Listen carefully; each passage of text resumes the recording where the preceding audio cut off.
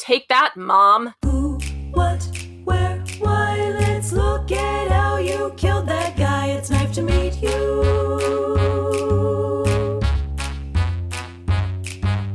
Who, what, where, why? Let's look at how you did that crime. It's Knife to Meet You.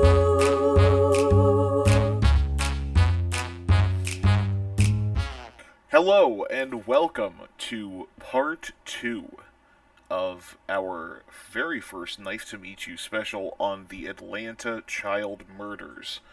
Last week, Zoe took us through the origins of the harrowing story of a series of grisly child murders spanning a number of years in a very tense and aggravated political, social, and economic situation that was happening in the city of Atlanta at the time. If you have not listened to that first part, very much recommend that you pause right now, go back and do so. It will set up a lot of context for the rest of what Zoe has to tell us. Zoe, when we last left off, we had just seen 22-year-old Wayne Williams get arrested. Actually, 22-year-old Wayne Williams was not arrested in our last episode. See this? Okay. See, this is pot calling the kettle black. I clearly should have gone back and listened to the episode before we recorded this second one. Listeners, learn from my mistakes. Do as I say, not as I do. So I'd like to pick up exactly where we left off in part 1 of our episode, on that bridge after FBI agents and local police pull over a white station wagon after they heard what they believed to be a body dump in the river below the bridge. Okay? So FBI agent Mike McComas was, he wasn't actually stationed at the bridge, he was stationed at another bridge. Because if you recall, they were monitoring all of the major roadways that connected to water dump spots. In the Chattahoochee River, right? Chattahoochee River, the Southside River, like all these areas. Called the Southside, it's the South something River. Whatever, you know what I mean. If you want to know where all the bodies were dumped, I do detail every single victim in part 1. So, they were all on a stakeout. Mike McComas rushes to that bridge, and he sees a black male. He had on a baseball hat and glasses. The young man was Wayne Williams, about to turn 23, a self-proclaimed music talent scout who slept days and roamed the city at nights. McComas invited Williams over to his car, and the following is quoted directly from McComas in an interview with CNN. He got in the car and I said, "Do you know why we're here?" And he immediately said, "Yes, it's about the missing children." And that kind of stunned me. And I said, "Well, what do you know about that?" And he goes, "Well, I don't think that the various news agencies are covering it adequately. Do you?" Williams told investigators he was trying to form a singing group modeled after the Jackson 5. In fact, the afternoon that Lou Begeter disappeared, Williams says that his receipt shows that he has an alibi auditioning young singers from 4:30 to 8:30 that evening. Williams worked out of a small demo studio co-owned by Kathy Andrews. In an interview with CNN, Andrews said, "To my best recollection, he auditioned young kids for a group that never existed. They were roughly as young as 8, and as old, for the kids, they were as old as 11 or 12. At one point in time, when Wayne came from one of the sessions, he walked into the back of the studio and he had horrible scratches on his arms. It was more this way and that way and that way and this way and that way. They were angry looking. And when I looked at him, the first words out of my mouth was, 'Oh, Wayne, what happened? That looks awful.' And he said he had fallen into a bush. It gives me chills down my spine still. He did not fall into a bush. That was after he realized that it was fairly obvious. I mean, I don't know what else could have caused that kind of wound on his arm." I should mention, in addition to that quote, that 15-year-old Terry Pugh had died late that January, and his body was found by the roadside in a rural county 20 miles from his home. He had been strangled and had clearly been involved in a struggle, as his body was also covered in scratches. So I'd also like to remind you of 16-year-old Patrick Patman Rogers, whose death we discussed in part 1 of our episode. He had disappeared in November of 1980 and was found dead in December of 1980 in the Chattahoochee River, face down, and he had died from blunt force trauma to the head. And his mother told police that Rogers was looking for her son to tell him that he had found someone to manage their singing careers, a man named Wayne Williams. Yeah. So I had asked you to remember that name in part 1, and see, now it's starting to fit together. Yeah, well, it's the... Because predators of all stripes will insert themselves into situations to give them access to their prey, right? Yes. So, with the knowledge that all of these victims have been black children, and this guy is a music promoter saying that he wants to form a group like the Jackson 5, and knowing a little bit about Joe Jackson and what he put the kids through when they were the Jackson 5, it's just... It's like the bigger the picture gets, the worse it gets. Oh, it gets worse. So, I'd also like to remind you of the death of another Patrick. This is a different Patrick. There's Patman Rogers, and this is 11-year-old Patrick Baltazar, okay, who disappeared on February 6th of 81, so after Patman Rogers.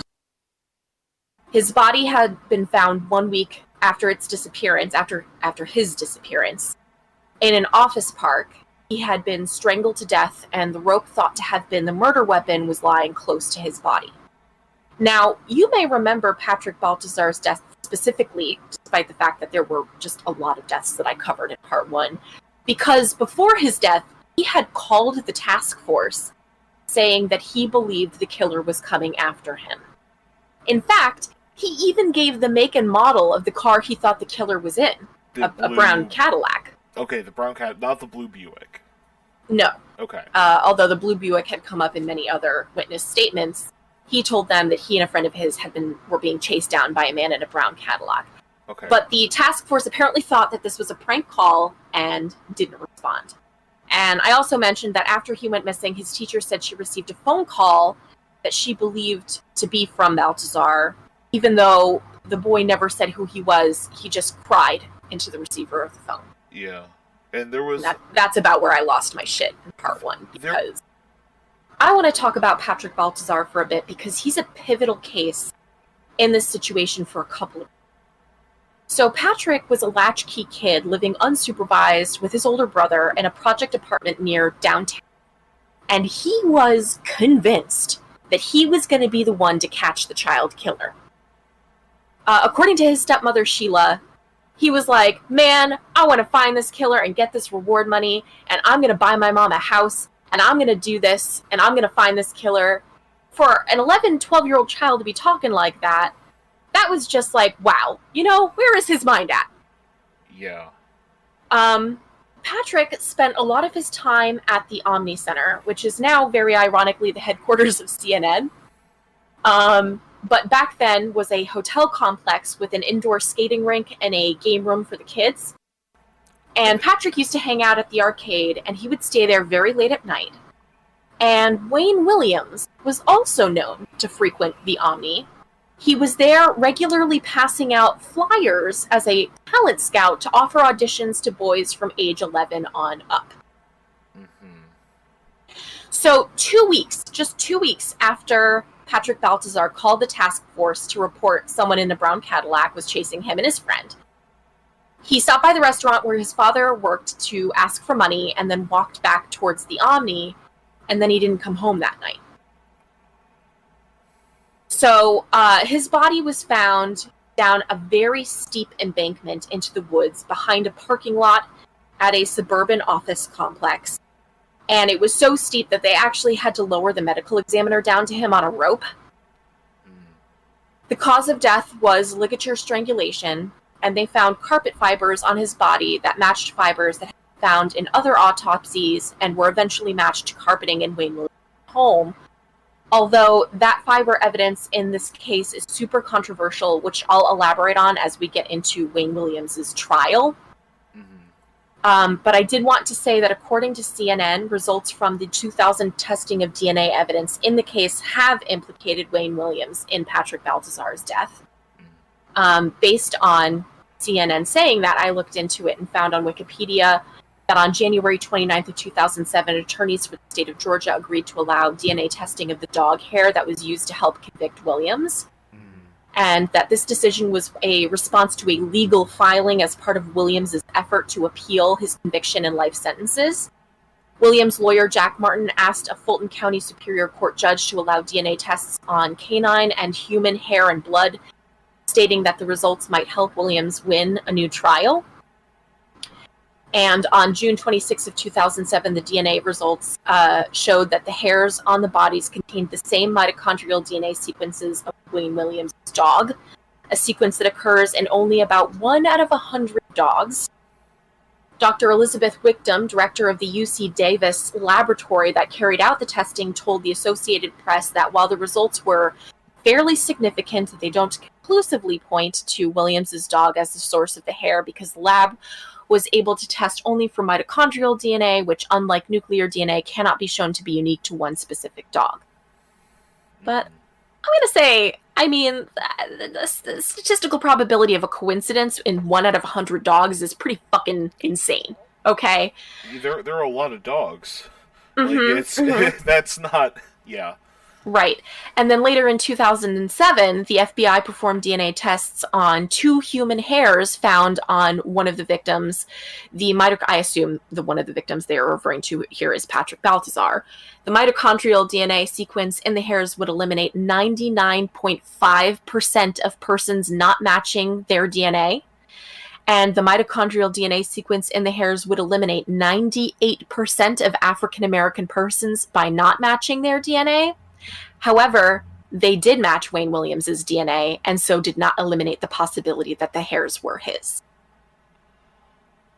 So just to go over that, Wayne Williams was not ruled out in a situation that would eliminate 99.5% of all people and would eliminate 98% of African American persons. He was not eliminated. Right. So that's pretty freaking conclusive. Yeah, it's. So not only do they have him on the dog hairs, they have him on the human hairs. Right. So there's no way he wasn't there. Despite all of this, Wayne Williams, who is still alive, by the way, hasn't been charged in either of the Patrick's deaths, nor in the death of Terry Pugh, who was the boy covered in scratches. In fact, no one has been charged in either of those 3 murders. They're still unsolved. So you may be wondering what Wayne Williams was charged with. This brings us back to the bridge. So while they did question Williams and search his car that night, eventually they searched the river but found no evidence of a body and were forced to release him. But they did get evidence out of his car. According to Chet Detlinger, which you'll remember in part 1 was the former police officer who was independently investigating with a bunch of private investigators and volunteers. Right, he was leading the team. Which was a way more competent team than the task force. According to him, in the days immediately following the event on the bridge, Wayne and his father, quote, did a major cleanup job around their house. They carried out boxes and carted them off in the station wagon. They burned negatives and photographic prints in the outdoor grill. Really quickly, if for anybody who's not familiar, obviously we're dealing with negatives. You're dealing with plastics that have a silverized coating on them. That allows the negative to to react to the chemicals the way that it does. Burning film negatives is going to produce an ungodly amount of smoke.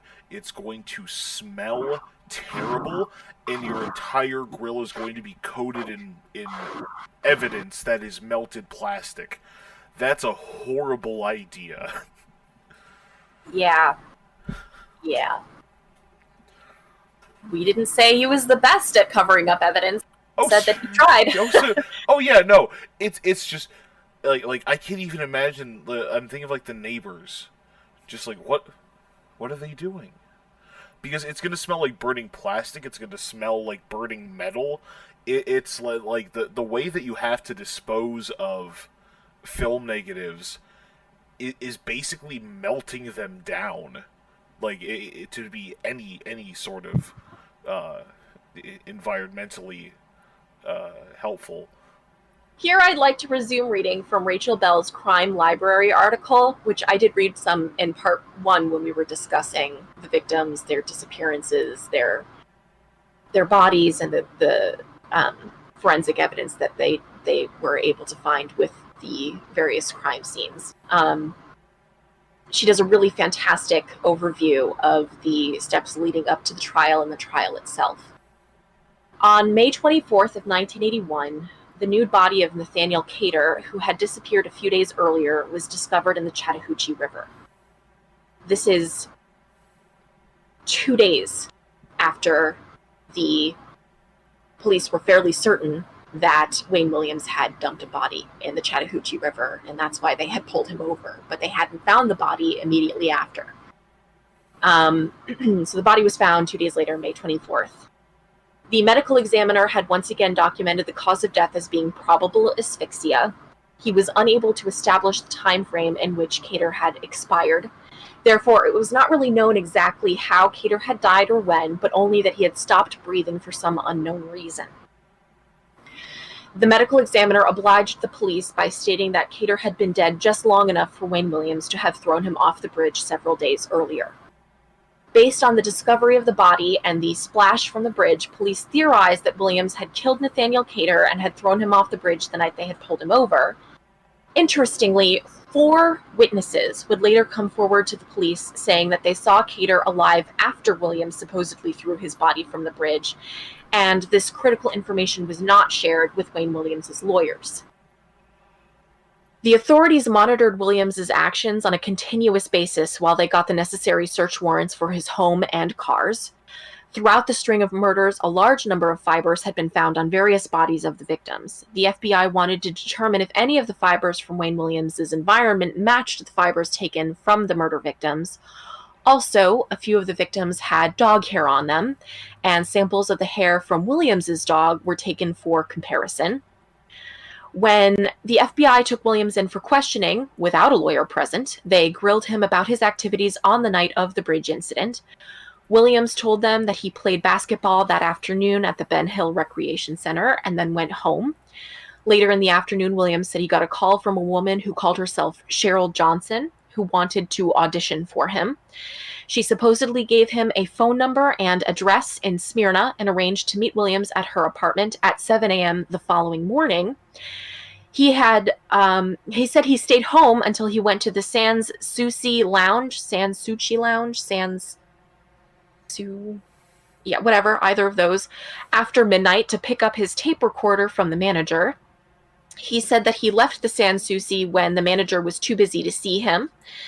Then he told the FBI that he was going to look for Cheryl Johnson's apartment and drove around Smyrna looking for the Spanish Trace apartments in which she had said she lived. When he could not find the apartments, he said he stopped at a liquor store and called the phone number she gave him, but the number was busy. Later, he stopped again to call her, but that time the phone rang without answer. Then Williams drove onto the Jackson Parkway Bridge and went to a Starvin' Marvin to call Cheryl Johnson again. This time, Williams claimed someone did answer, but said that it was the wrong number. So then, Williams said he went back towards the bridge when the officer stopped him for questioning. Some of the problems with Williams' story were that the Cheryl Johnson part was hard to believe, and the claims to have been at the Ben Hill Recreation Center and Sans Souci before the bridge incident were false. When the authorities checked, they could find no Cheryl Johnson and no Spanish Trace apartments, and the phone number for her was bogus, as well as the address. The FBI gave Wayne Williams 3 separate polygraph tests, all of which indicated that Williams was being deceptive in his answers. Williams surprised everybody when he suddenly called a news conference at his home and handed reporters a lengthy resume, much of which was exaggerated and some of which was very easily determined to be false. He told the media that he was innocent and that the authorities were just trying to find a scapegoat. And this was the beginning of a huge continuous media event outside of Williams's home, which went on for quite some time. During that time, FBI laboratories claimed that they were coming up with a number of matches between the fibers found on the victims and the fibers from Williams's home and cars. Also, the labs claimed similarity between the dog hairs on the victims and hair from Williams's dog. Obviously, they did not have DNA testing back then, so the resulting matches of DNA were not found until 2007. The FBI was very excited about the fiber and dog hair evidence, but the district attorney of Fulton County, Lewis Slayton, was not so impressed. He did not want to prosecute a case on fiber evidence alone. This was such a major case, and fiber evidence could be very confusing and unsatisfying to a jury. He wanted more traditional evidence like eyewitnesses and fingerprints. And it's entirely possible that Slayton may not have been thrilled to have the FBI telling him what to do in his own county. It was, after all, Atlanta Mayor Maynard Jackson who had brought in the feds, not Slayton. Several things happened to help persuade Slayton to finally go after. A number of witnesses materialized who swore that they saw Williams with various victims. Hard to say why they had not come forward before, since none of the task force documents included a note on Wayne Williams. Williams had not been a suspect until the bridge incident. However, I would like to interject here, this is not in Bell's article, that the task force is notoriously fucking terrible at their job. Yeah, I was gonna say, like, the fact that it's missing from their information files, doesn't mean that nobody was saying something, because there's even things that they've admitted that they heard but they disregarded. So, they're not keeping... The evidence was there. They're not keeping... Even if it wasn't in the files. Yeah, they're not keeping accurate records of everything they choose to disregard. Like... They're not even keeping accurate records of the things they choose to regard. No, absolutely. So, this is, unreliable... the task force is a very unreliable narrator. Yes.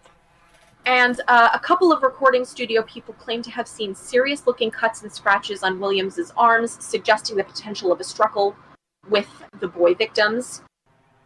So, another reason why Slayton finally agreed to prosecute Williams was because the Georgia governor, George Busby, put a lot of pressure on him to play ball with the feds. So on June 21st, Williams' lawyer, Mary Welcome, and 2 county policemen went to Williams' home with the arrest warrant. Interestingly, Wayne Williams was indicted for the murder of 2 adults, Jimmy Payne and Nathaniel Cater. However, Georgia law allows that the prosecution can bring into court evidence from other cases if it could be proven that those other cases were part of a quote-unquote pattern. And that was how Slayton would tie in the murders of the children. An action that would create controversy for years to come. Mm-hmm. I just want to point out that in my personal, non-legal opinion, obviously I'm backseat lawyering over here, but I do feel like the prosecution bungled this just as much as the task force did. And I also do think that they violated Wayne Williams's, civil rights by questioning him without an attorney present, and it's none of these people wanted to do this. Like, the task force didn't, the police didn't want to form the task force. They were forced to. The DA didn't want to prosecute this case. He was forced to. So, it's government incompetence and laziness and honestly, a level of pettiness, I think. Yeah, fine, I'll do it, but I'm not going to do it well. Yeah. You know? It's like if your parents tell you to take out the trash, and you're like, yeah, sure, I'll take out the trash, but you leave the lid askew just because you know it'll drive you like, why is the lid like, I did what you said? Like, it's that kind of thing. It's a petulant child mindset. Yes, petulant. It is absolute petulance, absolutely. So popular black attorney Mary Welcome, a former city solicitor, was the first lawyer on Wayne Williams' defense team. Initially, she chose Tony Axum, an experienced attorney on major cases, to complement her skills. However, Williams fired Axum and Mary, and he fired Axum, and Mary replaced him with Alvin Binder, who was a capable but abrasive white lawyer from Mississippi. Judge Clarence Cooper, the first black judge elected to Fulton County Bench, had been an assistant district attorney for a number of years and was a protege of district attorney and prosecutor Lewis Slayton, which to me seems like a bit of a conflict of interest. Imaginatively, Fulton County announced that a computer program randomly selected a black judge who just happened to be pals with the prosecutor to be the judge on the Wayne Williams trial. And Jack Mallard was the most active member of Slayton's prosecution team. See, this is part of that brief moment in the brief period of history where you could just tell people that a computer did it, and they'd accept the answer. It's like, oh yeah, the computer picked the judge. I'm not sure that that's true, because there are a lot of people who believe that Wayne Williams is innocent.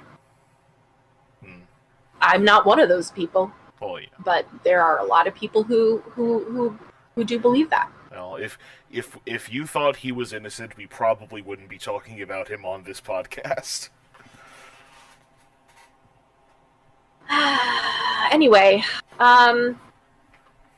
one very controversial situation was that in the case of Jimmy Payne, the Fulton County Medical Examiner had written that the cause of death was undetermined. That is, it was not determined that Payne was in fact murdered because his cause of death was not determined, right? Okay.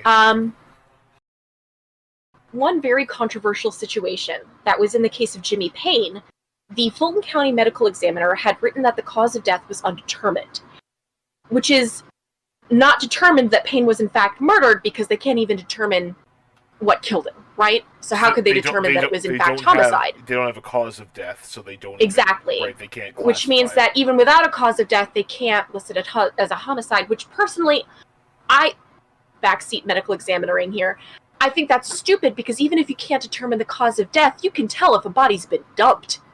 You know?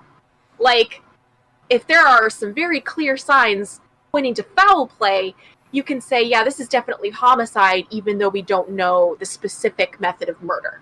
You know? Yeah, I think, like, but that's not how it works. Yeah, I feel like there should be wiggle room for unknown cause of death, likely foul play.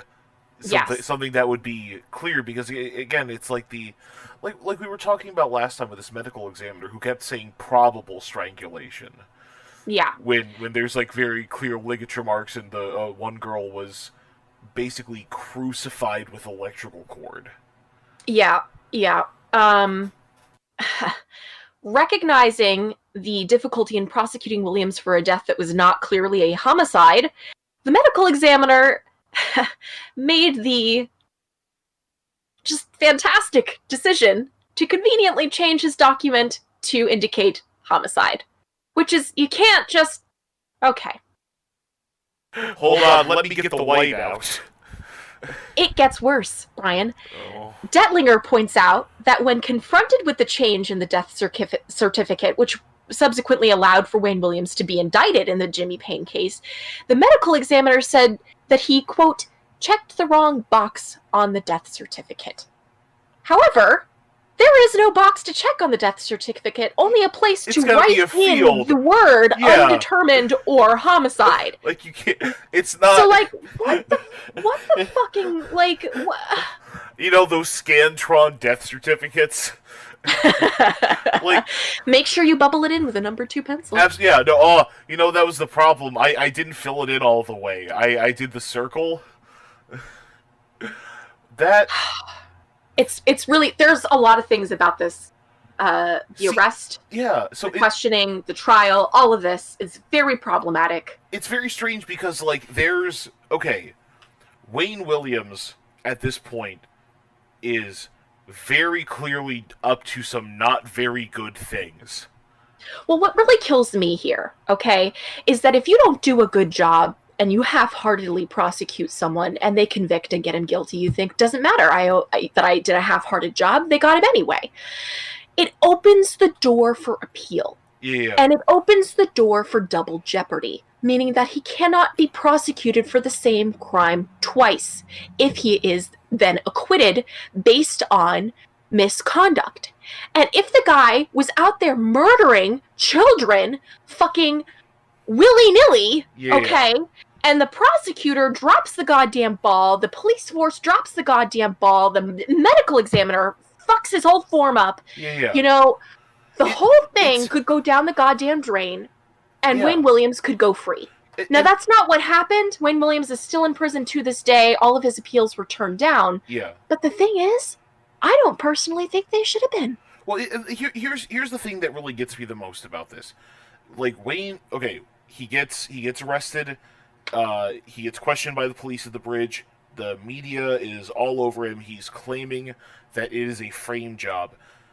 Now, that is obviously ridiculous. He was actually claiming to the media it was a frame job before he'd been indicted for murder. He hadn't even been arrested. And he invited the news to his house and gave them his crumped up resume. Right. Okay. So here's the thing. Here are my 5 years with the American Ballet Theater. Right.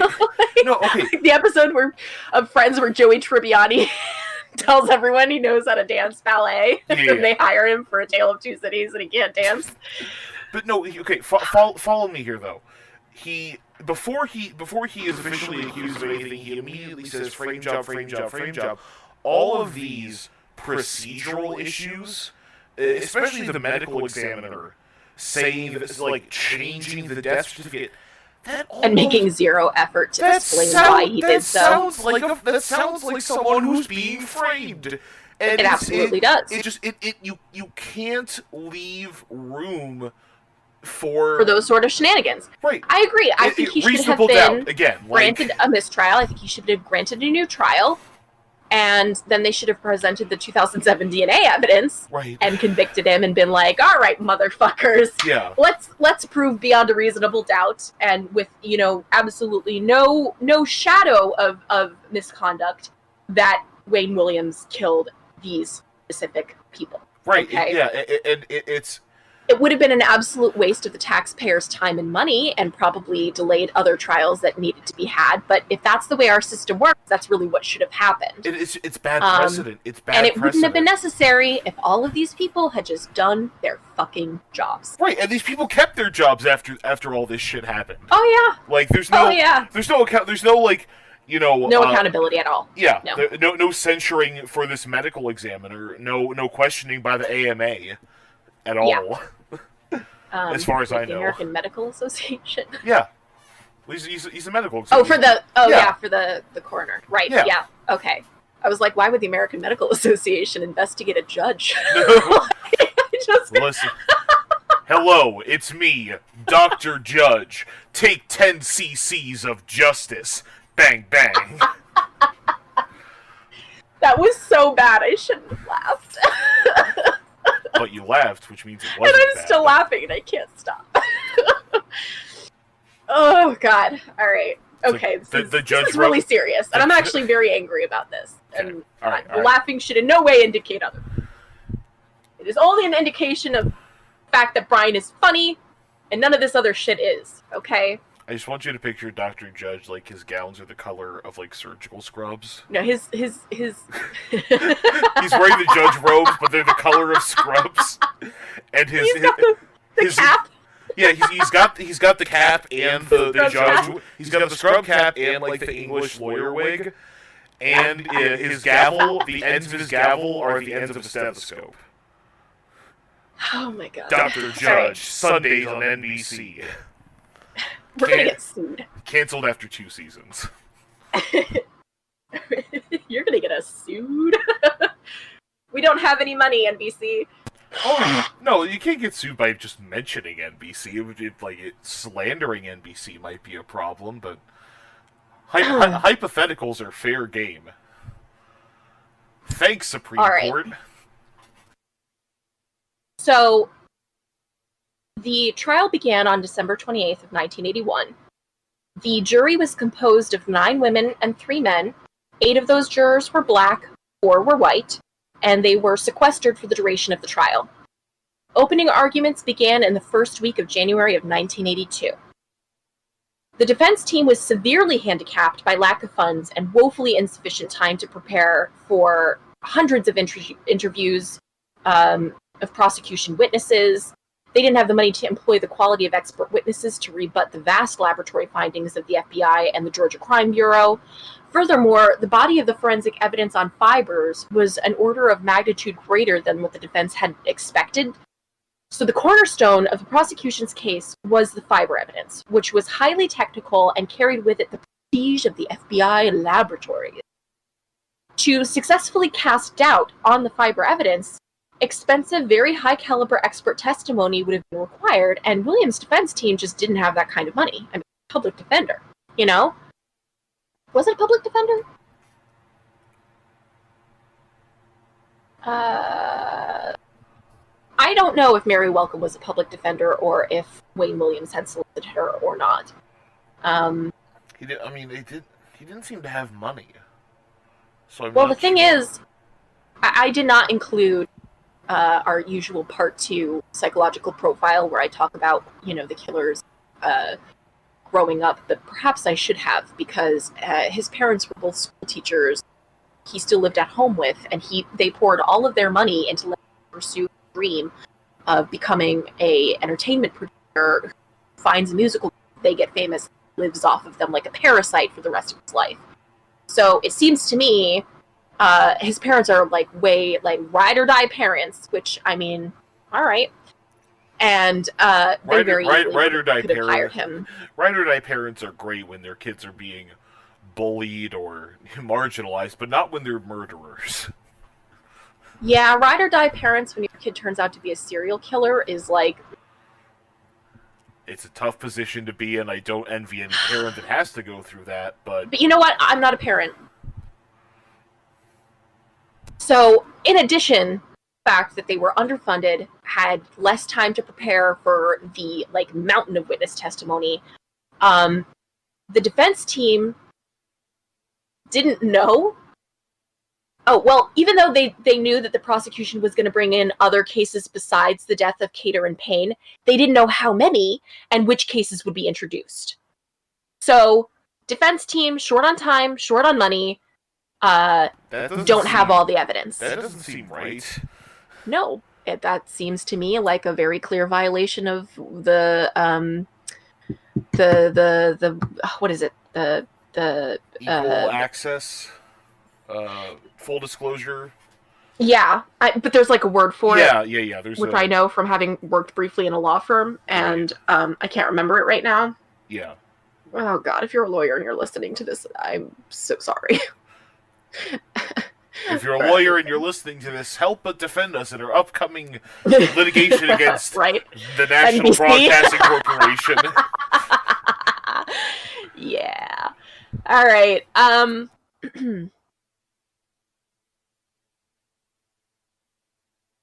Oh, it's a Brady violation. It says it in my literal next paragraph. I literally included that information for myself. This is really funny because, and I don't know if Brian's going to keep it throughout the editing process, but throughout this episode, throughout part 2, he's been asking me questions that I then answer in the next paragraph. And I'm like, hold on. Give me a minute. Just when are we going to get to the good part? And I just did it to myself. All right. The psychic giveth, the psychic taketh away. So, Detlinger, who was on the defense team, states, during the trial, we didn't know who the next witness presented by the state would be or what he or she would be testifying about. The Brady Files is the body of information collected by the police and other forensic experts that points towards the innocence of the accused. So, by law, the prosecution must turn those Brady Files over to the defense before the trial begins. So, any exculpatory evidence that could prove the innocence of the accused must, by law, be handed over to the defense. According to the Brady law, these are the Brady Files. And this is the Brady Bunch. The story of a lady. Okay, all right. I think it's really interesting that Chet Detlinger was on the defense team. This is the guy who was privately investigating. He saw a lot of the patterns here, and he didn't think Wayne Williams was guilty at the time, which is like, kind of cringy looking back, but... It is very strange. There's more to this, and I will get there. There's just so much. It does kind of speak to Detlinger's integrity. And his drive for real justice. Yeah, like capital J justice and like truth. Yeah, the truth. Yeah. I honestly think of Chet Detlinger as the Fox Mulder of this investigation. Oh, no doubt. But he's the guy out there looking. The truth is out there. He's looking for it. Mm-hmm. So, the arbiter of what would be included in the Brady Files and when it would be turned over was Judge Clarence Cooper, the DA's former protege, and not surprisingly, the Brady Files were withheld until the last possible minute. For example, 39-year-old Jimmy Anthony was a neighbor who had known Nathaniel Cater and claimed to have seen him on the morning of May 23rd, which is the day after Williams was pulled over for supposedly throwing Cater's body off of the bridge into the Chattahoochee River. Anthony said that Cater told him that he had found a new job, and one might suspect that Anthony was mistaken about the time that he had seen Cater, yet 3 other witnesses, one who had known Cater well, had also seen him after the bridge incident. Not one of these witnesses would later have a chance to testify in the Williams. The jury would not be informed of the 4 witnesses who had seen Nathaniel Cater, as well as many other important suspects and witnesses connected with the case that would have cast doubt on Williams' guilt. Regarding the time of death of Nathaniel Cater, the defense brought in its own expert, who lost credibility when he announced that Cater had been in the water for at least 2 weeks. Cater had not even been missing for 2 weeks. A similar thing happened when the defense expert's testimony estimated Jimmy Payne's death. Atlanta's Public Safety Commissioner Lee Brown had always maintained throughout the investigation that there was no pattern in the murder. Ironically, it was during Brown's testimony that Jack Mallard introduced a pattern that would allow evidence in 10 other cases to be introduced in addition to the evidence in the Cater and Payne deaths. The pattern became the key enabler for evidence to be used by the state against Wayne Williams, especially when linking similar fibers. Furthermore, the Cater and Payne cases standing alone were extremely weak, and the introduction of evidence from each of the 10 pattern cases strengthened their case by providing, among other things, eyewitnesses and most importantly, fiber connections amongst some of the victims. The 10 pattern cases were Alfred Evans, Eric Middlebrooks, Charles Stevens, William Barrett, Terry Pugh is the one who was covered in the scratches, John Porter, Lou B. Geeter who had been spotted with someone else by witnesses. Okay, so we'll get to that. Joseph Bell, not to be confused with Yusuf Bell, that's Jojo Bell.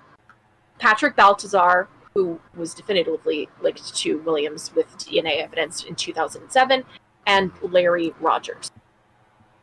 The characteristics that formed the pattern among the victims listed by the prosecution were involving black males, missing clothing, no car, poor families, no evidence of forced abduction, a broken home, no apparent motive for disappearance, defendant claims no contact, asphyxia by strangulation, no valuables, body found near express ramp or major road artery, street hustlers, meaning that they were, on the street, running errands or selling things on the street. Yeah. Body disposed in an unusual manner, which, what the fuck does that even mean? Transported before or after death, and similar fibers. I'm just gonna pause here because the lunacy of this is just fucking... there is so much more. There are so many other patterns here. I've been identifying patterns just as I see them throughout my research, and I'm not a lawyer, I'm not an investigator, I'm not with the FBI, very sadly. I would be interested, contact me. It's to me, I just, so subpar. Like, you so easily could have done so much better prosecution. They also included poor families and broken homes, which, I mean, all Black people that, you know, were on the list of people who had been murdered.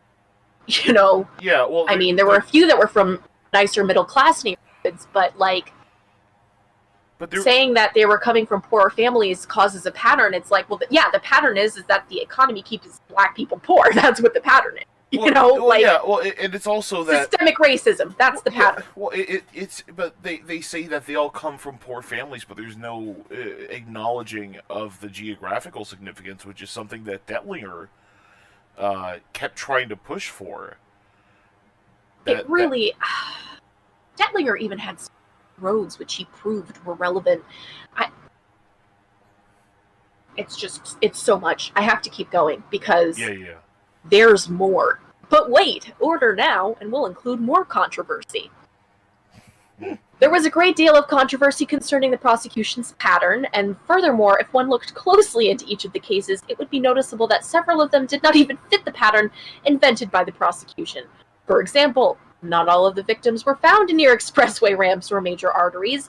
It is unknown whether all of the victims were transported before or after they were killed based on lack of evidence, and only 6 of the pattern cases showed evidence of strangulation. Yeah, I'm sorry, hold on. What about all of the bodies that were dumped in the river? In several rivers? Like you said the roadways... That was the whole basis of Wayne Williams' arrest, was dumping the body at the river. Like you were talking about the roadways and the arteries, and I'm remembering a couple that were, like, okay, that kind of makes sense, I could see why they would add that, and I just realized they didn't mention anything about the river bodies. What are these dummies doing? Yeah. So the pattern the prosecution describes is inaccurate, but Judge Cooper, former prosecutor, accepted the pattern anyway. So the prosecution focused its efforts on 4 key areas: character and credibility of Wayne Williams, which, honestly, dude was shady as hell. What happened on the Jackson Parkway Bridge, also shady as hell. Eyewitnesses to Wayne Williams' behavior and alleged interactions with the victims, also shady as hell. And the physical evidence, which was primarily based on fibers, hairs, and bloodstains found on victims that matched elements in Wayne Williams' environment. Honestly, the physical evidence, weak as hell. And it wasn't until 2007 that suddenly it became undeniable, right? Back then, it wasn't, because they didn't have DNA evidence. All they had was like, well, this looks like a green tri-lobal carpet that everyone has in their home, because it's the late 70s. Right. You know? When pea green was the absolute, like, pea soup green was, like, the top of the height of fashion. Oh, yeah, it's like the couch in the Foreman house. Oh, yeah. No, it was a chair. It was a chair. It was Red's chair. That was the pea soup. Yeah, and the couch was, like, plaid. It had a big Afghan on it. Yeah. Oh, iconic. Oh, man. Yep. While Wayne Williams did not have a criminal record, his character was not exactly unblemished in the eyes of those who knew him. Most people knew Wayne Williams as a person who either lied about or vastly exaggerated his accomplishments. As an example, Eustace Blakely, a successful Black businessman, and his wife were friends of Wayne. Wayne told Blakely that he flew fighter jets at Dobbins Air Force Base. Blakely knew that was a lie because he had been in the Air Force and was not able to fly planes because he wore glasses, and Wayne Williams' eyes were much worse than Blakely's because he also wore glasses. But the real showstopper was during the trial, was what his wife had to say about Wayne. She had asked Williams after he had become a suspect, "If they get enough evidence, will you confess before you get hurt?" She said that he answered yes. She then went on to say that Wayne told her he could, quote, knock out Black street kids in a few minutes by putting his hands on their necks, unquote. On cross-examination, Binder asked her if she felt, if she implied that Wayne had killed someone. She answered, "Yes, I do. I really feel that Wayne Williams did kill somebody, and I'm sorry." Gino Jordan, who ran the Sans Souci Club, was asked if Wayne Williams had been at his club before the bridge incident, as Williams had told authorities he had been. Jordan said that it was not the night of the bridge incident, but the following night that Williams came by the club to pick up his tape recorder, and the club cashier confirmed Jordan's statement. So he tells the police that he was at this place to get his tape recorder, that he met with the manager, and then does it the day after. Like, no one's gonna fucking notice. That's not how you manifest something, buddy. You can't. Nope. You can't just speak it. You can't just speak a bullshit alibi into existence and do it the next day and be like, "Phew! Thank goodness I got that taken care of." It's not like you put your taxes in the mail one day too late. Yep. He had also claimed that he had been at the Ben Hill Recreation Center earlier playing basketball. When the man in charge of the Ben Hill Recreation Center was asked if Wayne Williams was playing basketball the evening of the bridge incident, as Williams had claimed, the answer again was no. These two testimonies reflected that Wayne Williams was lying about what he did before the incident on the bridge, and that this lack of alibi played right into the prosecution's theory that Williams was with Cater on that evening and dropped the body off the bridge. What Williams was left with were a bunch of lies about what he did before the bridge incident, and no explanation about what he was doing on the bridge that anybody believed. Attempts to find the mysterious Cheryl Johnson led most people to believe that she was non-existent. Then the prosecution presented a group of eyewitnesses who claimed that they saw Wayne Williams with various victims, or verified that Cater was alive the afternoon of the bridge incident. For example, Eugene Laster saw Jojo Bell get into a Chevrolet station wagon driven by a man that he identified as Wayne Williams. And Robert Henry, who knew Cater, said that he saw Cater and Williams holding hands the evening of the bridge incident. Additionally, a couple of youths claimed that Wayne Williams had made sexual advances to them, which to me is nothing at all, and not even relevant to the case. One of the most significant and controversial moments of the trial occurred during arguments and testimony concerning the linkage of similar fibers amongst the 10 pattern cases to Cater and Payne's murder. Investigators found on the bodies of the murdered victims fibers that were similar in appearance to carpet fibers found in Williams's home and automobile. In total, there were 28 fiber types linked to 19 items from the house, bedroom, and vehicles of Wayne Williams. Of interest to the prosecution were trilobal fibers, which the state contended were of a rare variety. Fiber analysts speculated that the fibers found on the victims were most likely transferred to the victims from contact with Williams's environment, thus connecting him to the murders. The prosecution contended that there were so many fiber matches between Williams' household and the victims that it was statistically impossible for the victims not to have been in Williams's home and cars. Controversy arose when the state failed to tell the jury that most of the fibers found on the victims were not rare. In fact, such carpet fibers could be found in many apartment building complexes, businesses, and residential homes throughout the Atlanta region. Therefore, it would not be that unusual for the victims to have come in contact with trilobal type fibers. There was more controversy over the transference of such fibers. The state argued that fibers were transferred directly from Williams's environment to the victims. Therefore, one must assume that if fibers could be transferred from Williams' environment to the victims, then fibers from the victim's clothing or living environment would actually be found on Williams or in his car or home, especially if they had been killed in his house or transported in his car, which the state believed to have happened. Yet, absolutely no evidence of hair or fibers from the victims were found in Williams's house or car. Please keep in mind, they did search his car and take evidence the night that he was interrogated when they pulled him over on the bridge. Mm-hmm. So, later in the trial, the state informed jurors that 5 bloodstains had been found in the station wagon driven by Williams. Prosecutors claimed that the blood droplets matched in type and enzyme to the blood of victims William Barrett and John Porter. There was controversy among analysts as to the exact age of the droplets of blood found in the car. If the droplets occurred within an 8-week period, which one analyst believed, then it could have been likely that the blood came from Barrett and Porter, who had died within that period. However, another analyst testified that it was virtually impossible to date the stains, and if by any chance they had occurred outside the 8-week frame, that it was highly unlikely that the blood came from either victim. When it came to the issue of motive, in the absence of any definitive evidence of sexual assault of the victims, the prosecution claimed that Wayne Williams hated black youths. Of course, this does not explain the murder of Nathaniel Cater, who was 27 years old and not really a youth and was 7 years older than Williams. Various people testified to remarks that Williams had allegedly made over the years that criticized the behavior of black people and black youngsters in particular, which I don't think criticism is hate. I think you can like something and still critique it. Right. But, I mean, all right. Also, the defense presented an expert witness who testified that there was no indication that either Cater or Payne had been murdered. One of the two victims had an enlarged heart and could have died of natural causes. Both or either men could have simply drowned. Cater was a known alcoholic and drug taker. That to me seems like a little like, all of these guys just coincidentally fell in the river to their deaths.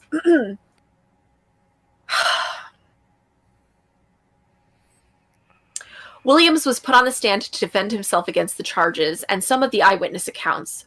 Also, he wanted to point out to the jury that he couldn't have quickly stopped the car on the bridge, opened up the back of the car, and hoisted Cater, who was much larger and heavier than Williams, over the shoulder-high guard railings on the side of the bridge.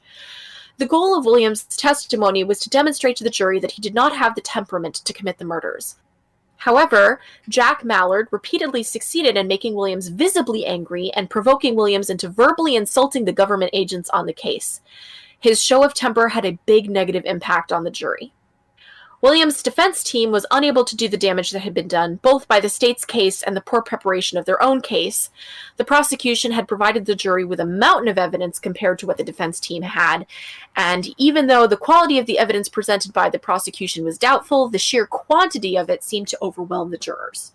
Furthermore, jurors had never heard of most of the exculpatory evidence from the Brady files that could have changed the outcome of the trial because prosecutors withheld the files for as long as they legally could, which allowed just like no time for the defense to prepare a strong case.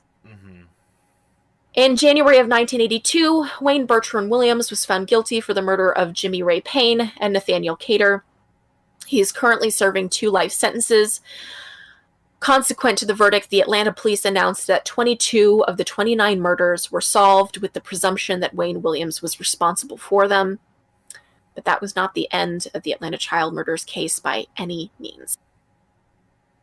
From the time that Wayne Williams was convicted, doubts arose about his guilt. Many Black Atlantans felt that the government had manufactured the evidence just to get the case closed. While there are a number of issues in the government's case that are controversial, the fact is that the prosecutors, especially the FBI, believed that Williams was guilty. Did the government play fair and square during the trial? No, but that does not seem to be unusual because prosecution is about winning, not about justice or fairness in the abstract. This is obviously Rachel Bell wrote this in her article, as I'm reading or paraphrasing a lot of this from her article because it has the most information and the most reliable information packed into one place. I want to say that even now I kind of see what she's saying, though. Like, even in 2021, you know, a lot of the time, prosecution doesn't care whether or not a thorough investigation has been done, whether or not the person's innocent. They just want to win. Because the district attorney is an elected official. Right, and you're elected on conviction rates. Exactly. So it especially suddenly on such becomes, a high-profile case, this is a career, you have to win, or you're going to lose your job. Like you're going to lose your career. A career-ending not guilty. Like you would probably be asked to resign. Yep. The facts are that no one ever witnessed Wayne Williams killing or abducting anyone. The most important evidence against him was highly technical fiber evidence that only experts could judge. Any jury presented with the huge amount of fiber evidence in the Williams case and the government's experts testifying to its veracity would be likely to give it credence, despite the fact that it probably shouldn't have been given any credence at all. Unfortunately, Wayne Williams was his own worst enemy. He never came up with a credible reason for being on the Jackson Parkway Bridge in the early hours of the morning, and his alibis were easily destroyed. Doesn't mean he's guilty of murder, but we do have evidence that he is, in fact, guilty of murder. Right. So, I mean, we do now. They didn't then, though. I'm not saying he's guilty of murder, but he's guilty of murder. Well, what I'm saying is that the destruction of his alibis was not evidence of his guilt. Mm-hmm. We now have separate evidence of his guilt, DNA evidence of his guilt, multiple types of DNA evidence of his guilt. But at the time, during the trial, they didn't have sufficient evidence to prove beyond a reasonable doubt that Wayne Williams had committed these murders. That's just the truth. Yeah, During the appeals process, sloppy trial by the prosecution. Yeah.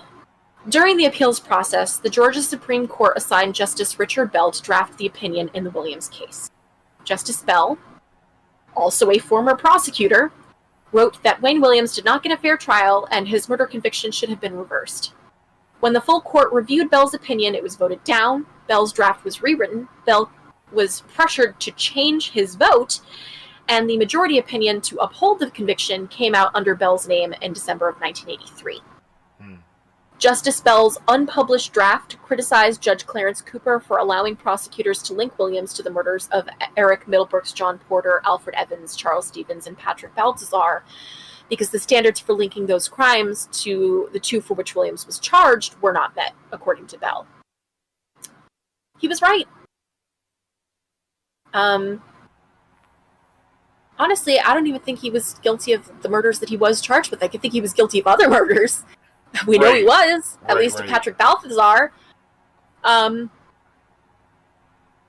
yeah. But at the end of the day, to someone like a career hungry prosecuting attorney, a conviction's a conviction. Yeah. And especially a conviction that gets headlines. Specifically, Justice Bell said, according to Benjamin Weiser, Washington Post writer, in February 3rd of 1985, that there was no evidence placing Williams with those 5 victims before their murders, and as in all murders linked to Williams, there were no eyewitnesses, no confession, no murder weapons, no established motive. Also, the 5 deaths, while somewhat similar to each other in technique, were unlike the 2 for which Williams was tried. So the linking of the other crimes with the deaths of Cater and Payne had the effect of eroding the presumption of innocence. Bell pointed out that because of the evidence of guilt as to the 2 charged offenses was wholly circumstantial, and because the prejudicial impact of the 5 erroneously admitted uncharged homicides must have been substantial, we cannot say that it is highly probable that the error did not contribute to the jury's verdict. The other dissenter was Justice George Smith, who did not change his vote as Bell did. Justice Smith stated that admitting the other crimes illustrates the basic unfairness of this trial and Williams' enviable position as a defendant who, charged with 2 murders, was forced to defend himself as to 12 separate killings. In 1985, a 5-hour CBS docudrama severely ruffled the feathers of the Atlantic City government. The producer made it clear in the movie that he believes that there are tremendous breaches of legal ethics during the investigation and trial and that Williams' guilt was not proven. Over the years, an increasing number of people connected with the case do not believe that Wayne Williams is guilty, including some of the relatives of the victims. DeKalb County Sheriff Sidney Dorsey, who as an Atlanta homicide detective first searched Williams' home, says, "Most people who are aware of the child murders believe as I do that Wayne Williams did not commit these crimes." So even the DeKalb County Sheriff doesn't believe that Wayne Williams committed the murders. FBI agent John Douglas said in his interview with Vulture, "I never thought that Wayne Williams did do all of those cases. There are other cases that should not be on the list. 2 of the girls, Angela Lanier and LaTanya Wilson, and some others ones that did not fit. Roy Hazelwood," the other FBI profile there that I had mentioned in part 1 as driving through with the detectives and they called him a honky. Roy Hazelwood and I had about 10 of them that we thought were behaviorally linked. Now they're looking at it again. It's not that Williams didn't do any of the murders, but it's the question, did he do all 28 of them? Additionally, in the interview that I quoted in part 1 episode with the filmmakers of the HBO series, Chermayeff is quoted as saying, "This was a huge, huge crime in American history, yet these young African-American kids were sort of ignored at the time. So many more people know about Ted Bundy than they do about what happened in Atlanta. It is something that got swept under the rug in a lot of ways. Whether Wayne Williams did or did not commit all of the crimes, he was given an unfair and railroaded trial. That is just evident. His appeal was thrown out and dismissed, and there was a political power play going on into how this went down. Those things still happen today. There are still many, many people whom, for just straight-out racism, get thrown under the bus. This is a case that now the white chief of police and the black mayor, a young woman, are reopening and relooking into it. These cases saying, hey, something may have gone wrong here. We may not have done these people well. We've done these families a disservice. It's really relevant to think about that in terms of some of the things that still happen today in cases in most big cities. A 2-hour CNN documentary, The Atlanta Child Murders, invited viewers to weigh the evidence and hear from witnesses in the case, and then go to CNN.com to cast votes on whether Williams is guilty, innocent, or if the case was not proven. I don't actually know when this poll was held, but if it was on the internet, it had to have been a little bit more recently. Yeah. More than 55,000 people took the opportunity to register their opinions about the case on CNN.com. Nearly 2 out of every 3 persons who voted in the non-scientific poll said they would convict Williams. According to the poll results, 68.6% of the respondents said Williams was guilty. Only 4.3% said he was innocent, and the remaining 27.1% chose the third option, not proven. Now, personally, I believe that Wayne Williams is a serial killer and that he is responsible for, at the very least, a good handful of these deaths. But I don't think he's responsible for all of them. Which brings me to the next section of Part 2, the Ku Klux Klan. Holy oak. What? Yup! No, see, no matter how worse it gets, like, it's just like a snowball down worse, Everest. Brian. It's it like gets worse. It's just gonna keep chugging along. Yep. Holy, okay. The following is according to an article originally published in the September 1986 issue of Spin magazine. In February 1981, officials of the Georgia Bureau of Investigation and various other law enforcement agencies met in a downtown Atlanta office. According to court papers, while a task force investigated the Atlanta child murders, another high-level and secret investigation discovered and then covered up the fact that a Ku Klux Klan family may have been responsible for the murder of a young black boy and was possibly linked to the murders of 14 others in an attempt to ignite a race war between blacks and whites in the capital of the South. One day last summer, which would have been the summer of 1980 because the article came out in 81. The issue came out in 1986, so I guess they mean summer of 85? I don't know. Anyway, one day last summer, what summer, we don't know, Lynn Watley, Wayne Williams' new lawyer, received an anonymous package. Inside was a handwritten transcript that astonished and frightened him. Watley was stunned as he read through the pages. They contained a conversation between Klansmen about the death of young Lou B. Geter. On January 3, 1981, 14-year-old Lou B. Geter had disappeared. His body was found a month later in a wooded area. Dog hairs were found on his body. These are different than the dog hairs obviously found on Patrick Balthazar, which we mentioned earlier. The cause of death was listed as strangulation. His genitals, lower pelvic area, and both of his feet were missing. An eyewitness claimed that she had seen him getting into a car with a tall white man with a jagged scar on his neck. A month after Geter's body was found, a police informant identified by the codename B.J. Jones phoned his contact in the ABPS's intelligence division and said that he had information about the child murders, particularly the killing of Lou B. Geter. The call stunned his contact. Jones, who had a strong record of providing reliable information, had been one of their best informants for 18 years. He said that in 1978 or 79, he had met Charles Theodore Sanders, a member of the Ku Klux Klan, a narcotics dealer, and a drug user, who attempted to recruit Jones into the Klan because of his expertise with explosives. The Klan, Sanders told Jones, was attempting to create an uprising among blacks in Atlanta by murdering black children. Sanders said the Klan was also killing black adults, but not in Atlanta. He wanted Jones's help in committing more murders of Atlanta's black children. Jones had dismissed Sanders' boasting as Klan bravado and bottled up bitterness until the summer of 1980, when he and Sanders visited the home of a man named Odell Simpson, one of Sanders' friends. As Sanders parked his car across the street from Simpson's home, Lou B. Geter and another boy, Earl Lee Tyrell, were playing with Simpson's son. Geter accidentally ran into Sanders' car with his go-kart. And I want to pause right here and point out that Earl Lee Tyrell is one of the names that I was discussing with you before, who had ties to the pedophile. He's one of the little boys who went missing, was tied to one of the pedophiles. Yeah. Mm-hmm.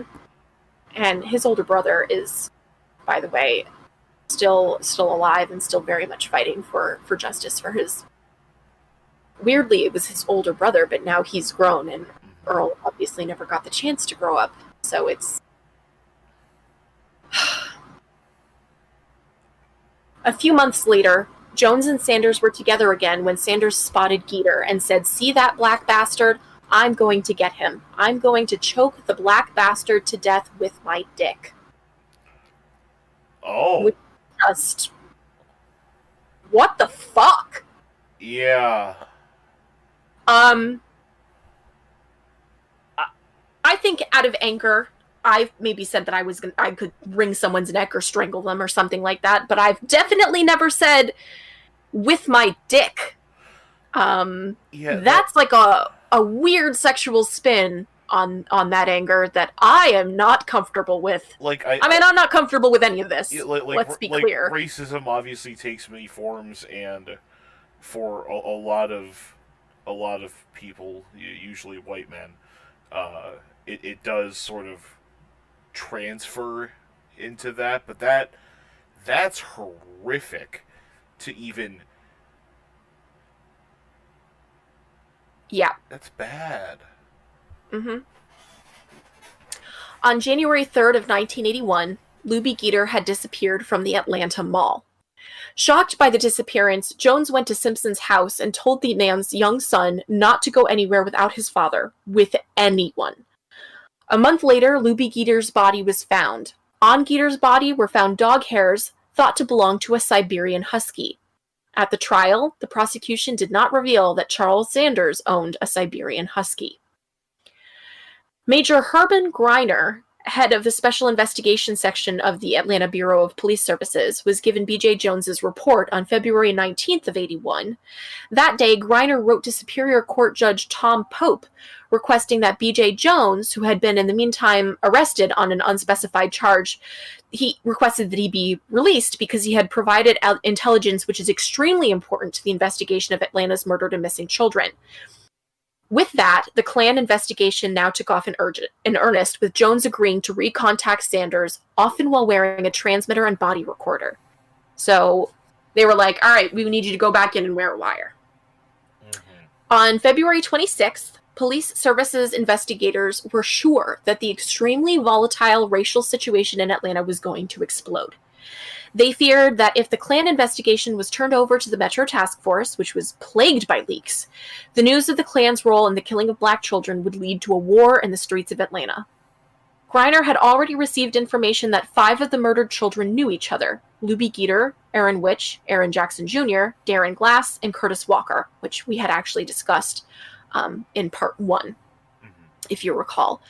The special committee was faced with an astounding realization. If these 5 boys knew one another, then Charles Sanders could have known all of them. Ultimately, they had enough evidence to warrant further investigation, but they knew that if they involved the task force, or if the public knew about it, that it would have some super violent and terrible ramifications. So they decided that they were going to keep a tight lid on things and just very quietly continue to investigate. The focus of their investigation was the Sanders family. All right. There were 7 members of the family with extensive criminal records, including Sandra, Charles's wife, who had been convicted on narcotics charges. Collectively, they have a criminal history that stretches back 35 years and includes convictions for child molestation, murder, burglary, assault and battery, narcotics, and drunk driving. It's that child molestation and murder first 1-2 punch in that list there that really just... okay. According to the police, they are the epitome of a violent, bigoted Southern Klan family. The patriarch is Carlton Sanders. Since 1951, when he was arrested on suspicion of molestation, a charge later dropped, he has acquired a string of more than 35 arrests for everything from simple assault to wife beating. Of average height and slight build, he is simian in appearance, with sunken jaws, heavy lids, and a low forehead. According to Spin Magazine, that's there. I honestly, it's a fantastic fucking description, and I cannot take credit for any of that. Carlton Sanders has another distinct physical characteristic: a jagged scar on the left side of his neck. The same type of scar that Ruth Warren mentioned in her description of Luby Geeter's presumed kidnapper that she saw him with at the Atlanta Mall. Oh. Yep.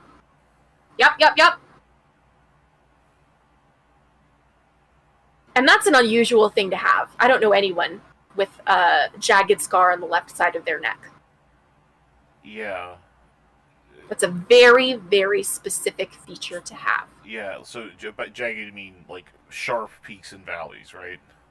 I have no further specification regarding his scar. It is simply described as jagged. Copy that. On March 2nd, 15-year-old Joseph Jojo Bell disappeared after leaving his job at seafood restaurant called Cat and Peg on Georgia Avenue on the edge of the sprawling McDaniel Glen housing project.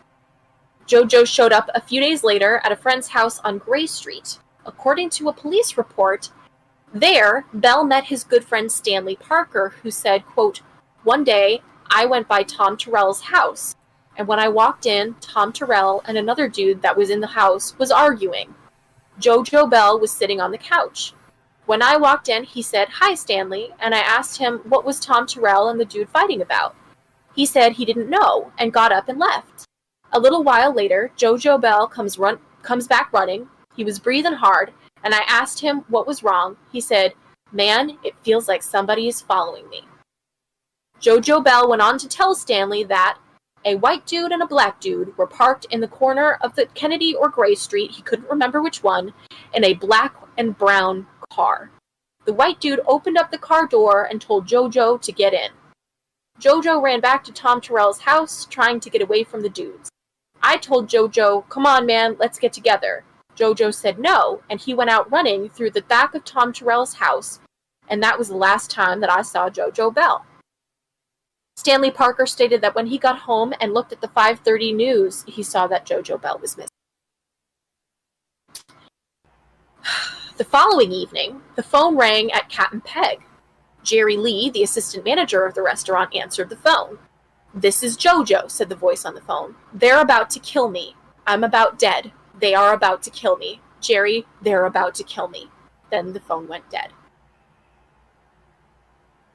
9 days later, Jojo's best friend, 13-year-old Timothy Hill, also disappeared.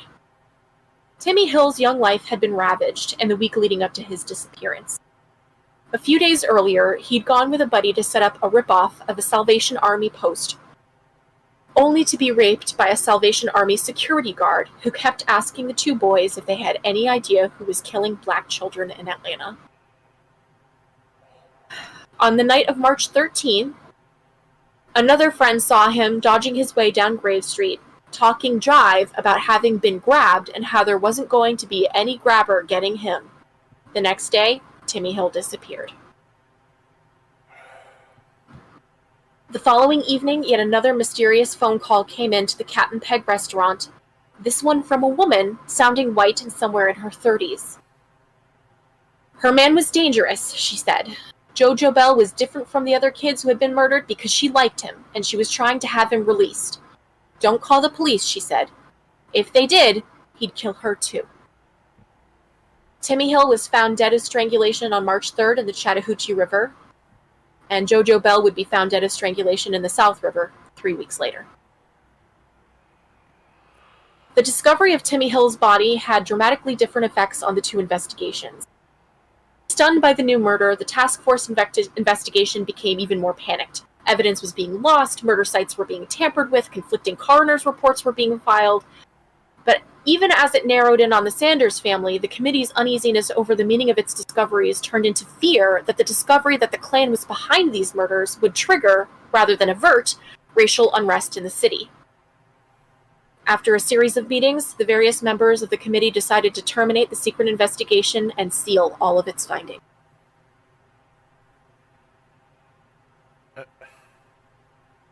Yeah. The word bungle isn't sufficient. It's not, I don't think, applicable here. Yeah. I think that they were genuinely afraid. I mean, I think that they were genuinely afraid. I mean, in some of these tapes, there were Klansmen talking about bringing in guns by the truckload to Atlanta. They were, like, getting ready to prepare for war. And I think that they were genuinely afraid that if they were to come up public with the information that the Ku Klux Klan could be tied to 14 child murders, that the black community would be, and rightfully so, up in arms, and they'd absolutely lose their shit, and they would demand justice. Yes, yeah. But the police also knew that if they then tried to rally up against the Ku Klux Klan, that they were armed to the teeth with grenades, other explosives, machine guns, like all kinds of shit, and it just absolutely, probably. yeah, and that bringing them to justice was going to be like a whole other war. I don't think they made the right call here. I think that, you know, if there needed to be a war to get these men brought to justice, then there needed to be a war to get these men brought to justice. But that's just me. You know? Yeah, well, it's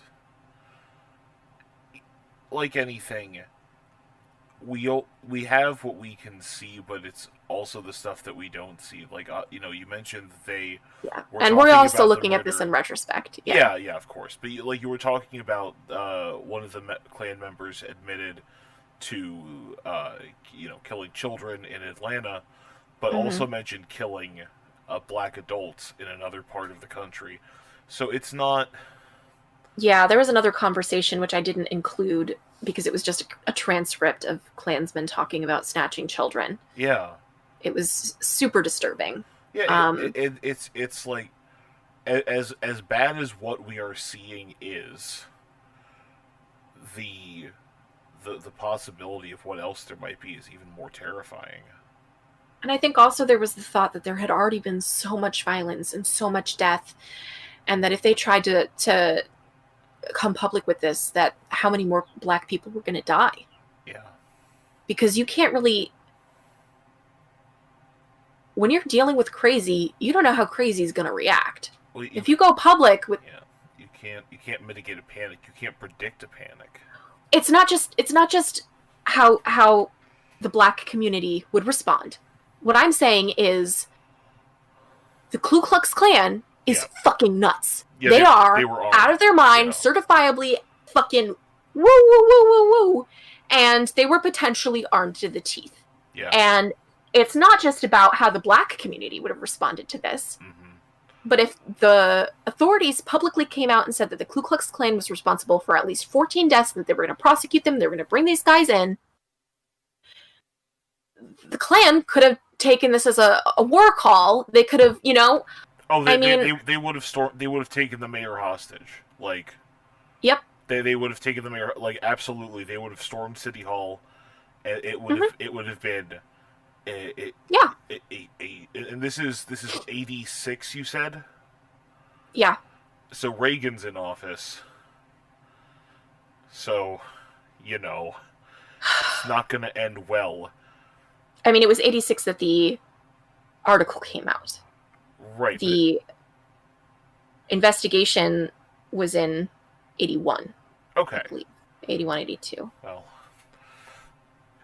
regardless, if at that point you would need to involve the military, and that's not good.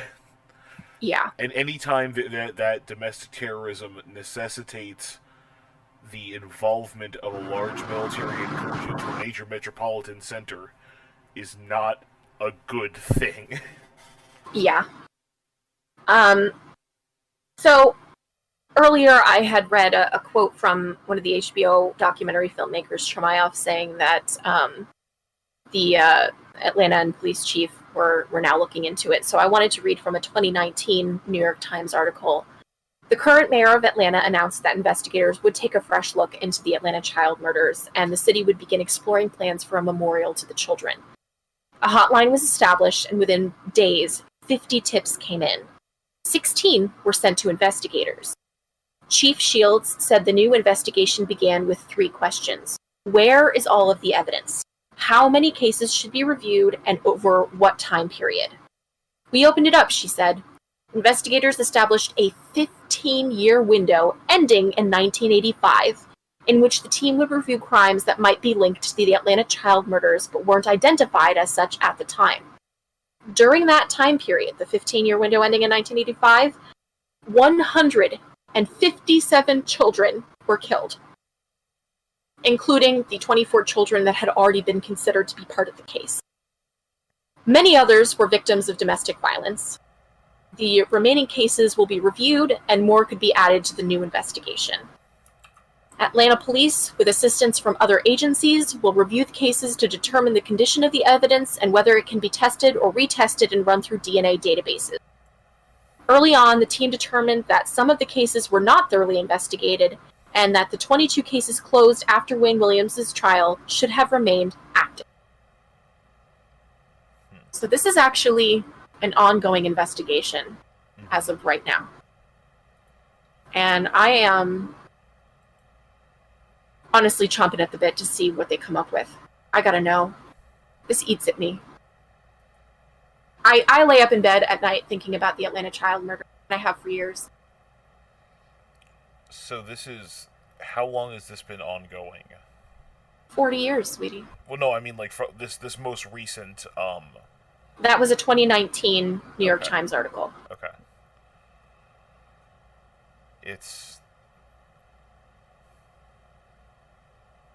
even kind of more scary to think about what's coming. Because we are working with a lot of information in hindsight, and we certainly still do not have the full picture of everything that could have been known, you know? Connections to other murders or kidnappings. I mean, there are so many. The thing that really is kind of bothersome to me on like a larger level about this case is how many large-scale organizations and operations were involved in this.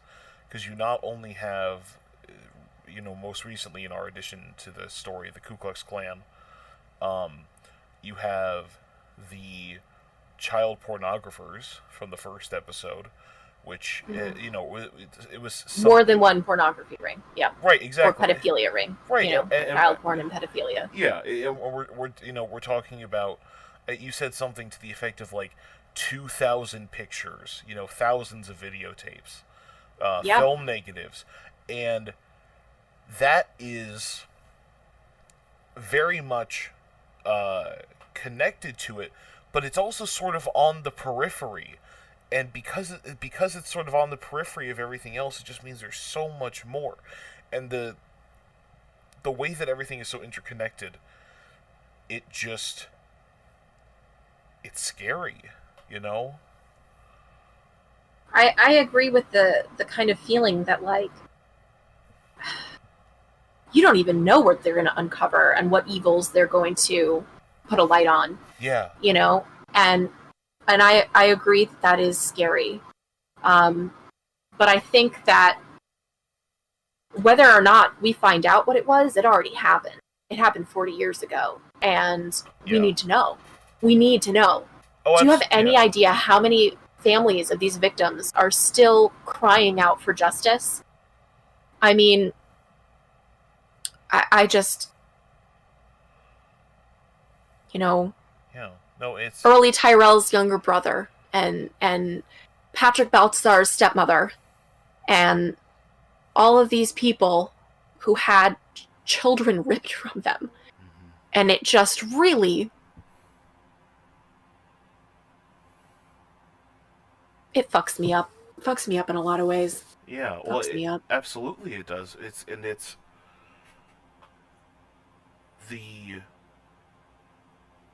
the going back to sort of like the list, because that was a big thing that the task force was working on.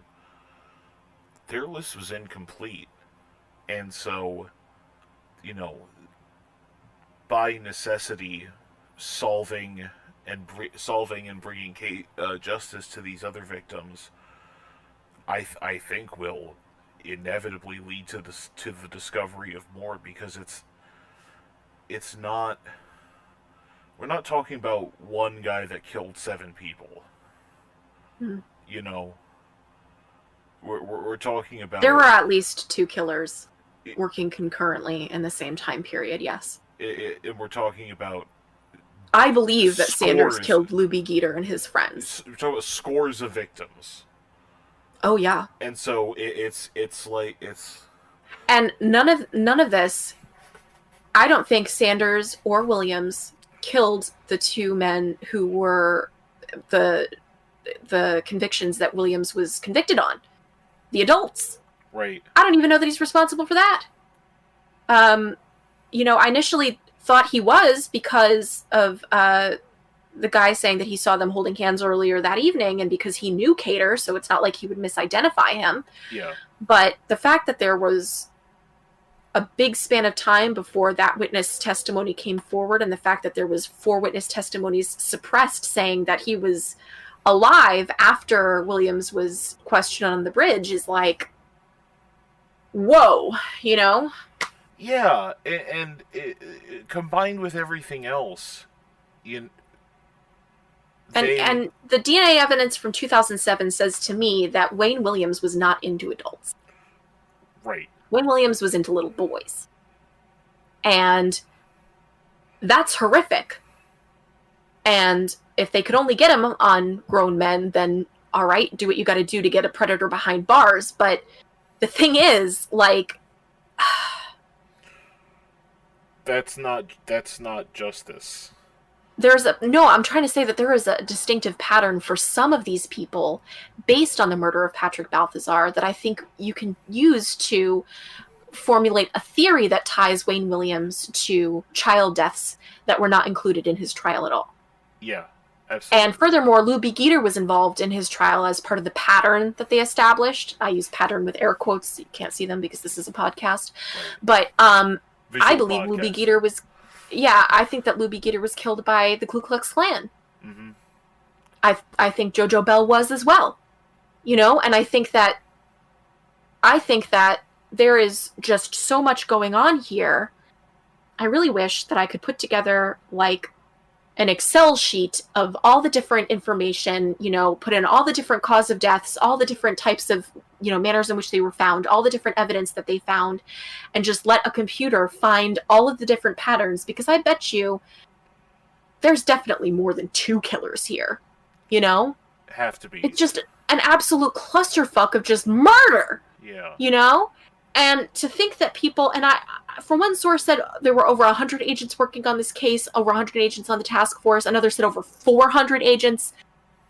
I don't know, because those are conflicting sources, but there were hundreds of qualified fucking agents working on this case. And right up until they put Wayne Williams on trial, they were saying that there was no connection between any of these killings. Right, and I mean, obviously, like, even the work that Detlinger did proved several connections and several pieces of what would have been considered a relevant pattern were completely ignored by investigators, prosecutors, and everybody involved in everybody whose job it was, whose elected or appointed position it was to do criminal Take a look justice. at this. Yeah. To do something, anything. God. I did want to say at the end here that I was not able to watch Investigation Discovery's 3-part series or HBO's 5-part series. I also really wanted to read Chet Detlinger and Pugh's book, The List. They wrote about their investigation. I didn't get to do any of that. I generally only give myself a couple of days to do the research, and if I don't know ahead of time that I need to be watching long documentaries, I do not have the time to do that. But I also felt like maybe I shouldn't, because I already had, just with the research that I'd accumulated outside of those documentaries and book series, like, so much that I wanted to make sure that, I didn't overload myself. So, Yeah. If you feel like we overlooked something super important here, if there's something you need to add here, some bit of research that I just maybe didn't see, send it to us. Yeah, please. I mean, this is a case that's always been interested in for decades. Would that be fair to say? Not full decades, but some Like in the last 10 years. Like yeah, a baker's dozen of years, maybe. yeah. So I've really. I think it's fair to say the early cases that were profiled by the BAU are of a big influence to me, especially because a lot of them aren't well. And I debate with myself whether or not they're well known enough or not well known enough to warrant an episode. And ultimately, what's well known to the general public is not what's well known to true crime fanatics. I might say, like, listen, I really want to do my next episode on Gary Heidnik. You probably don't know who Gary Heidnik is. Right. But he was the serial killer on which Buffalo Bill was based in Silence of the Lambs. Okay. Yes. Well, actually, Buffalo Bill was an amalgam of 3 different serial killers, but predominantly Gary Heidnik. Neat. I mean, And my point is, like, you've been interested in this case for so long, and yeah. you're still following it, and I have no doubt that if more relevant information comes out, that I don't think this will be the last time we're talking about this case. I think, absolutely given your love of it, and that's why I always say, like, if we miss something, send it to us, because I love. There are few things I like more than being wrong and learning something new. I don't want to say, I love this case. That's. I feel a deep, deep, deep connection Yes. to the people involved in this case. I became aware of it as part of my learning about the origins of the EAU, because I'm obsessed with the FBI, and that's just me. But the reason why it keeps me up at night is because if you look at these pictures, like the school photos and the family photos of children, I don't know how you don't get attached to that. I don't know how you don't look into their smiling faces, and they're just so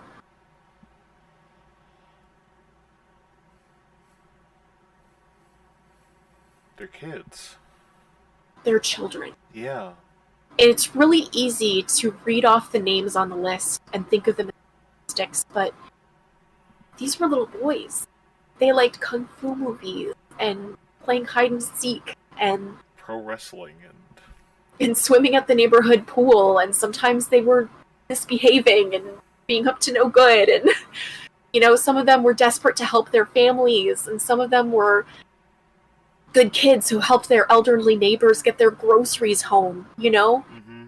And they were part of a community. They were part of a family. Yeah. And it just really, it's a case that just sticks with me. Yeah. It's a case that's stuck with me for years. And one of the things that bothers me about it the most is that most people don't know anything about it. I was gonna, like, I've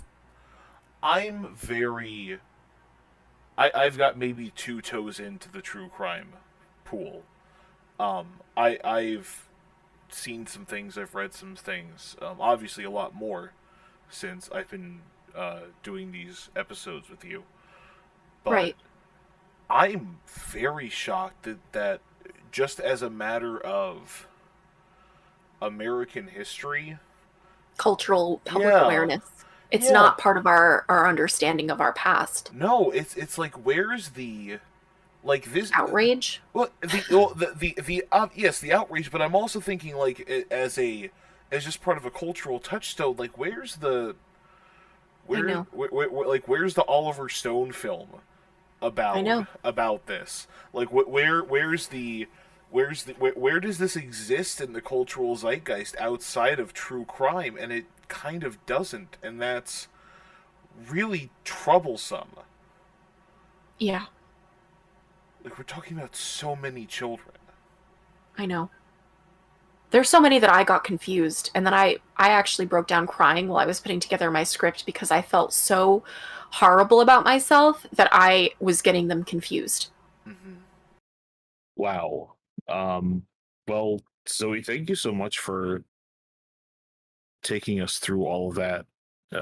As hard as it was for us here, I'm sure it was not It's always important. pleasant to research. Absolutely, yeah. I just want to acknowledge, I mean, it's always important to acknowledge that, but I also want to acknowledge that this is unpleasant and that Yeah. we know we can just kind of acknowledge that. And I thanks so much to the listeners for sticking through this episode. Yeah. There were a couple times when I was tempted to be like, how are you guys doing, listeners? Y'all okay? If you need to pause, that's all right. Yeah. But I thought that might sound weird given that none of you can respond. So I used you as like my litmus test for how the listener was probably doing. Right. Yeah. But I would really like if we could to try and end this episode on an upper note. Just, maybe share some things that are happy. That way we don't leave you guys wanting to throw yourselves off a fucking cliff. Yeah. Some things that got us through the recording and extensive editing of the last 2 episodes were just reading the Atlanta Police Department to filth. Naming things that were more effective than the Atlanta Police Department in the 80s. Yeah. That was a fun game that we played. Oh yeah. Here. Let's just do a couple real quick.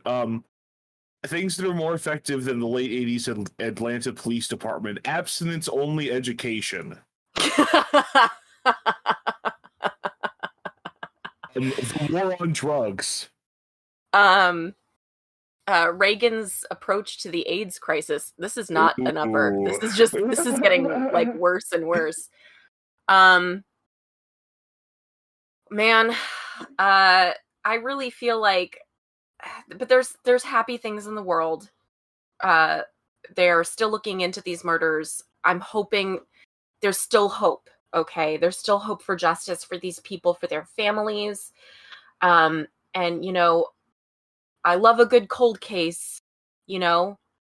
I love a challenge, and I think that there are investigators out there who feel the same way that I do, and who have, especially people who are from Atlanta, who grew up with this case, who grew up with real memories of the emotional and psychological impact that this had on Atlanta. And so I think that, those people are still going to do what they can to get justice. And even as awful as the world is, there's still good things happening. Mm-hmm. We're in Pride Month. Happy Pride. Yeah. We strive as much as possible to give you the gayest podcast content ever. My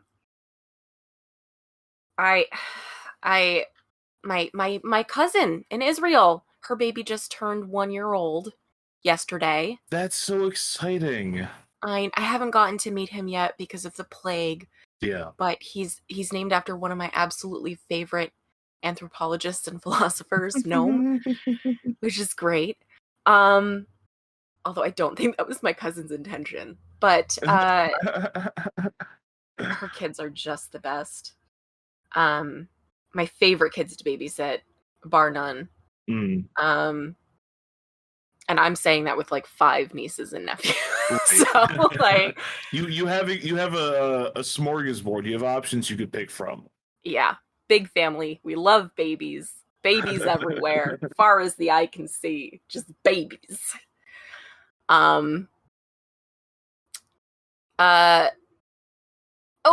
Here's something.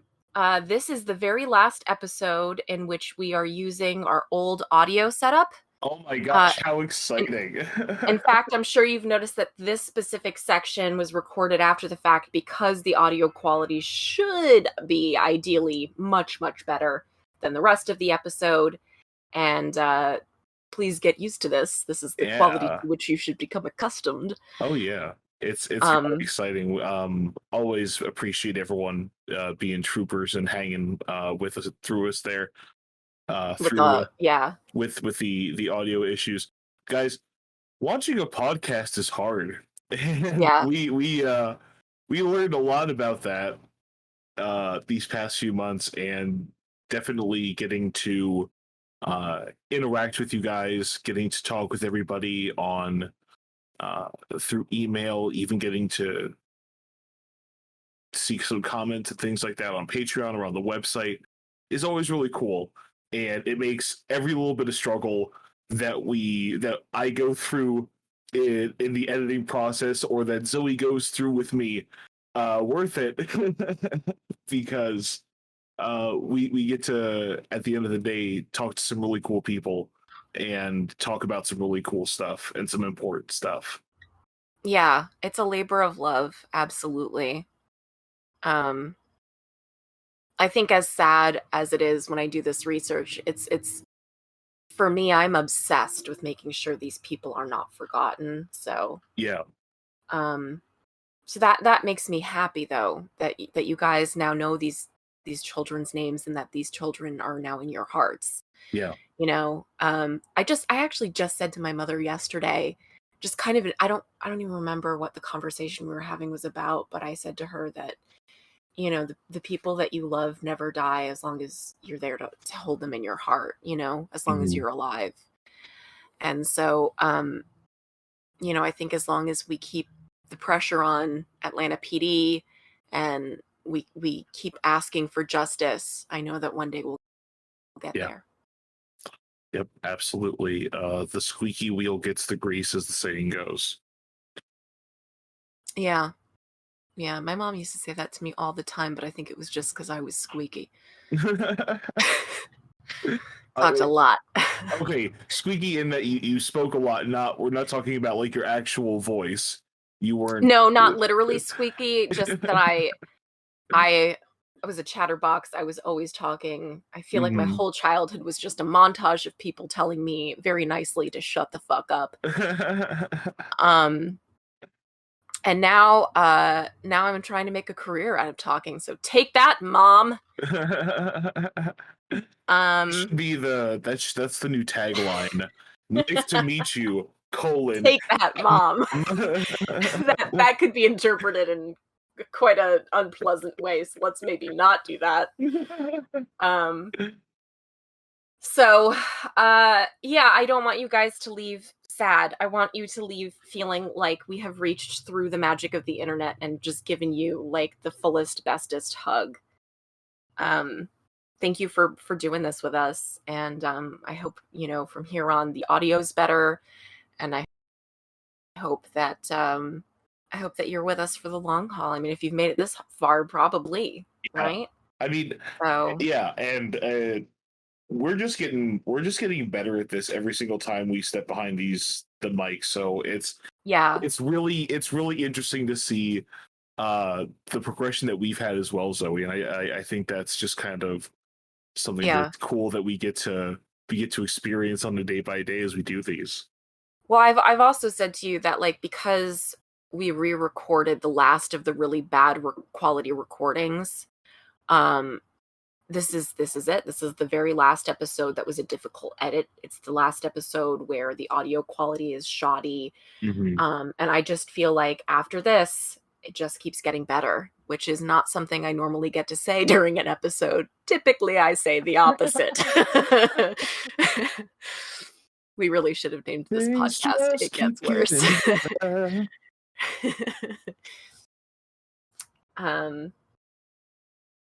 But thank you guys so much. It's been so nice to meet you, and we'll see you next week. Have a good one. Bye. Bye. Who, what,